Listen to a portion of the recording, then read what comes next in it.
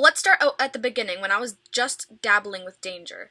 So I was good friends with a jammer who I will not name, but I will say that we were really good friends. Like, we were best friends. We talked every single day. This best friend of mine happened to have an orange beard. Now, for those of you who don't know, or who didn't play back then, the orange beard was literally the rarest item in the game. Only visual effects and this other person had it. Neither of them were trading it, and there was no such thing as duplication glitches or anything like that back then, so there was no way anyone could get a hold of an orange beard. Except, of course, if you scammed one. So another friend who I will not name because of privacy reasons, and please guys, don't go searching for them because we have both changed since this time. Well, that friend basically kind of pressured me a little bit into scamming that other friend with the beard. Now, I am not saying by any means that it wasn't my fault. It was my fault. I still did scam that friend, and in no way was it right, no matter how much I was pressured into it. Just to be clear, I still did it, and I am still held accountable for my actions. So I asked this friend with the beard if he wanted to trust trade, which was a known scam at the time, but a lot of people did it as a joke, like, haha, trust trade, like, and you'd obviously decline it.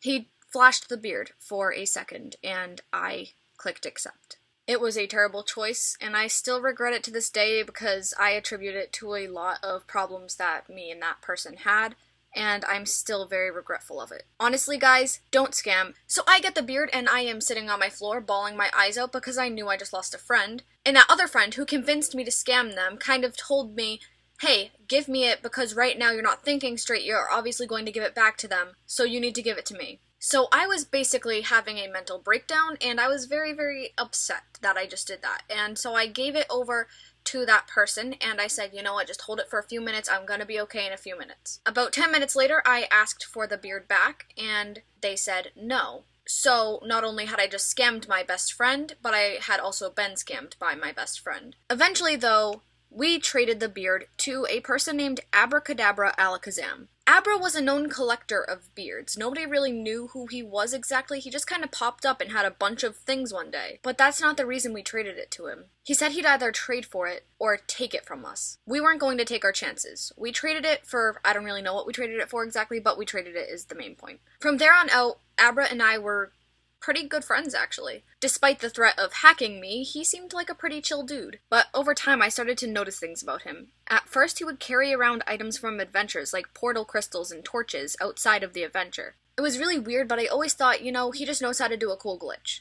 Then one day, he was carrying around a brown crystal that was not released yet in adventures. This was eventually released as the lava crystal. So I thought, well, that's strange. I mean, yeah, he might know a glitch how to get things out of adventures and keep them with him, but how does he know how to get unreleased items, you know what I'm saying? He was very, very popular at this time because he had a lot of rare items, and nobody really knew how exactly he got all of these, but he had them, and so people just instantly liked him. So we were just hanging out in his den, and there were a lot of people in there, like at least 20. He and I were just kind of sitting next to each other, and he's like, hey, you want to go to a different den? And I thought, well, that's really weird because he's a non-member. At the time, non-members could only have one den, which was the small house den, so I'm like, you can't really change your den, you're a non-member. So I said, yeah, sure, whatever, and I thought it was just a joke, but he actually switched his den. That's not even the weird part. Maybe he just knew a glitch or something. I was just rationalizing it in my brain. But the den switched into a volcano den, which, if you don't know, is a member den. Remember how I told you there were at least 20 other people in that den with us? They didn't follow us over to the new den. It was only him and me. So unless every single person left at the exact time he changed his den, where did they go? We were in there for a few minutes just talking about random things and hanging out, and I was just being like, wow, that's so cool, you get to do this.